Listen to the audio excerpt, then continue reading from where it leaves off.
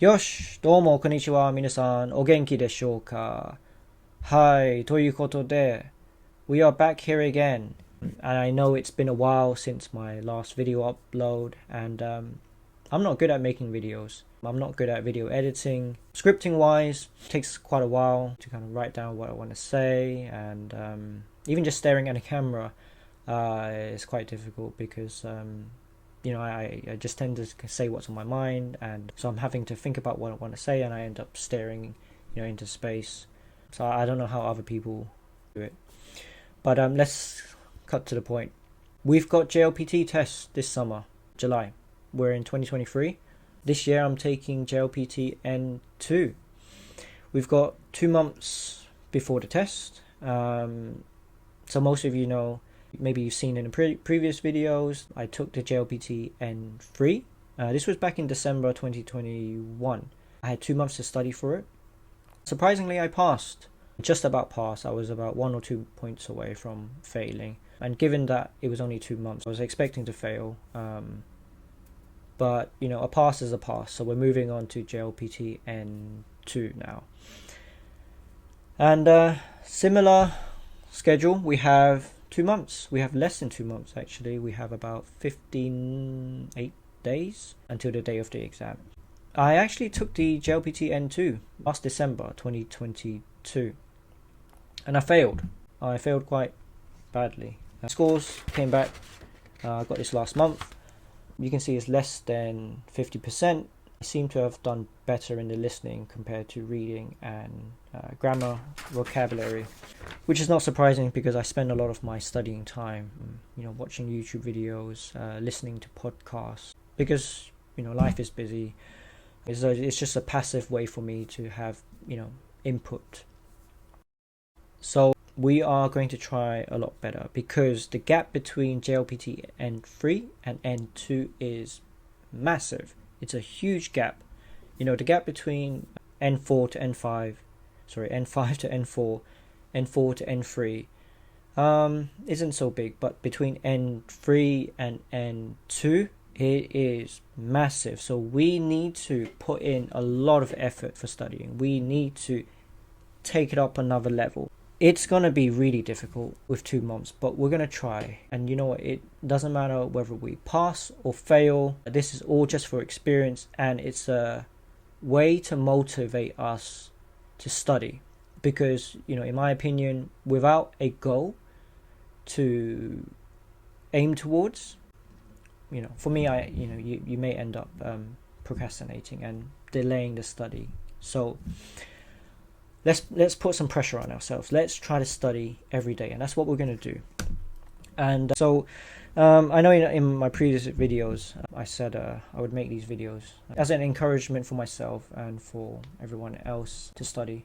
I kind of failed to do that because video making takes a long time, and I just putting the time into studying instead. But this time we're going to have to do it together. And a lot of you guys asked me about studying schedule strategy, and that's what we're going to go through. So I'm going to record these videos with minimal editing. Sound quality may not be great, but let's just get this done. Okay, so what I'll be using is this textbook. It's called Nihongo So Matome, right? So it means, so means overview, and matome is, summary. So sometimes, you're asked to summarize something. Anyway, so this is a summary, overall summary of the JLPT N2 grammar. And what I quite like about this textbook is that, and what it says down here is, 1日2ページ、8週間で完成. So what that means is, if you do 2 pages every day, you will complete this textbook within 8 weeks, or by 8 weeks. And that's what we're going to do. This is perfect. We've got less than 60 days. If we can complete this sooner, then we have more time for revision. So you guys, we're going to do this together. You guys don't have to buy this book. We can share this. I'll go through it with you. And, if we follow what it says down here, we should have it completed. We should know enough grammar to be able to get a decent score in the JLPT, I imagine. And we're going to start off with grammar, because I see grammar as, having quite high priority, because we need the building blocks in order for us to be able to read. Reading, of course, is important. We're also going to read. We're going to try to read every day as much as possible, because we want to train our reading skills. We want to read as quickly as possible, because in the JLPT, especially the N2, I think we have about an hour to do the reading session, roughly about an hour. But the time goes by really, really quick. You have to read, you have to understand, but also, you have to answer the questions. And so we need to get familiar with reading as quick as we can. So, first week, first day. So this is the first week. It's 覚えずにいられない. English, it says here, I can't help remembering. Okay. So 覚える, we all know what 覚える is. Zuni, so zuni is essentially nai, negative. Zuni, it's just a more written, more formal way of saying it. You wouldn't really say it in speaking Japanese. Wa irarenai, meaning it means I cannot help. Nani nani irarenai. It's like I cannot help eating it. Tabezu ni irarenai, I can't help to eat it. So it says here, konshu no hyogen, this week's expressions, and we're gonna go for 4 of them today. It's sabishige and byoki gachi. I don't know if you can see. Hopefully you can see. Wasureppoi and tsukare kimi.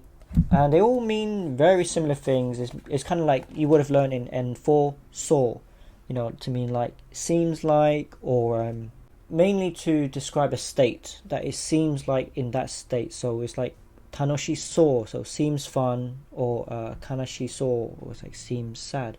And that's very similar. So we have sabishi ge, so it's ge is same similar thing, and it's used to describe a certain feeling. So here are some examples. We have あの人は寂しげな目をしている. English, it says that person has a lonely look in their eyes. So it's like almost saying あの人は寂しそうな目をしている. So they have this sadness look in their eyes. Another example, 彼は何か言いたげだった. So he looked like he wanted to say something. 彼は何か something. So he something 言ったげ行きたい言ったげ. So wanted to say だった past tense. It seems like he wanted to say something. So 言いたい wanted to say, but you take the e off and it's 言ったげ食べたげ. So wanted seems like wanted to eat. 飲んだげ seems like wanted to drink. So that's ge. Then we have 病気がち. So gachi is like tend to, and often it's used for more negative, right? So 病気がち, so tend to get sick. 休みがち, so tend to take breaks, tend to take days off. Okay, so let's go through the example. 彼は子供の頃. So let's go through the example. 私は子供の頃. So when I was a child or younger. 病気がちだった. I tend to get ill. Next example. 最近彼は仕事を休みがちだ. So we can, for verbs, you would take the mas stem and you add gachi. So 休みがち. And for nouns, so 病気 is a noun, so 病気がち. Next one, 忘れっぽい. So this one you may have come across quite a lot. So it's like 子供っぽい or 大人っぽい. It's like adult-like or childish. So 子供っぽい is like childish, and 大人っぽい is like very adult-like. So that's pretty straightforward, I think. 忘れっぽくなる. So here we have example, 年を取ると. So 年を取る is to get old, to become old. Or so the と is the conditional, so when you become older. 忘れっぽくなる, 忘れっぽい. 忘れっぽくなる. なる is to become, so 忘れっぽくなる. So as you get older, you become forgetful. Okay, and then finally we have 疲れ気味.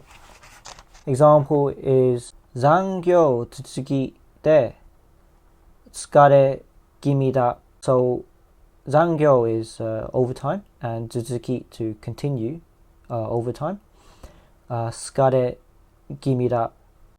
So 気味 is like it means feels like. So 疲れ気味, so feels quite tiring. So you often would tag it with, for example, 風邪気味. So it feels like I've got a cold. You know, it's not like full-on cold where, you know, I've got a cold. It's like, you know, I'm 疲れちゃう. I've been feeling rather tired because of continuous overtime work. So it's like rather tired.